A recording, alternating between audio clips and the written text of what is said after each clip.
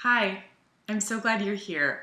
I'm Katie, and I'm interested in intuitive and luscious eating. Um, so I've been talking a lot on my site about making sure you're hungry when you eat.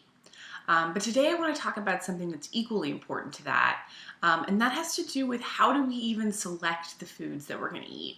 So this is a huge topic. I'm going to talk about it a lot. So I'm just going to talk about one specific part of that today, which is being willing to be surprised about what you want to eat.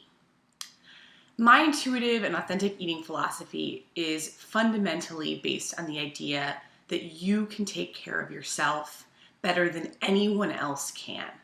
So when I say that you shouldn't trust a diet expert or make a strict, rigid plan for how you eat, that's because I believe that if you listen and genuinely consult your body in an individual moment, your body will not betray you.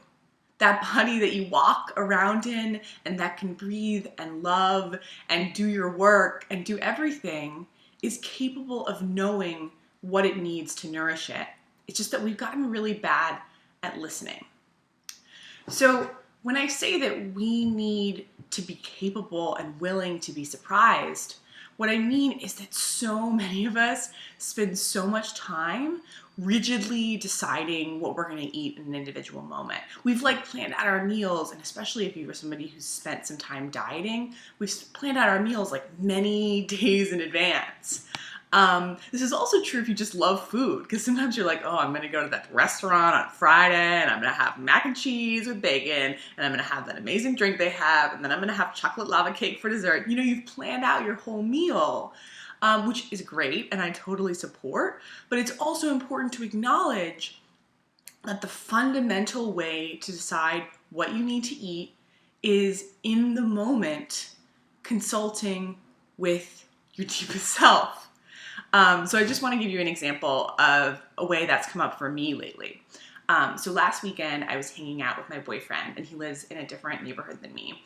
And I'm really only there on the weekends. And there's this one brunch place that I love that we don't go to that much. And I knew that I wanted to go there this weekend. And I was fantasizing about what I was going to get because they have these amazing breakfast sandwiches that have, this cheddar chive biscuit and this homemade sausage. And they come with this beautiful side of greens.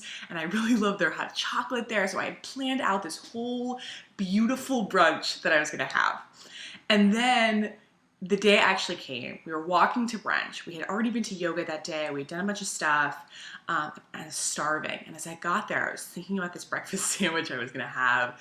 And it suddenly dawned on me that my body, didn't want it anymore. I had this internal push and pull, because the clear question is, how do you know what you want to eat? And that's really complicated, and I'm going to talk about it more in some other posts.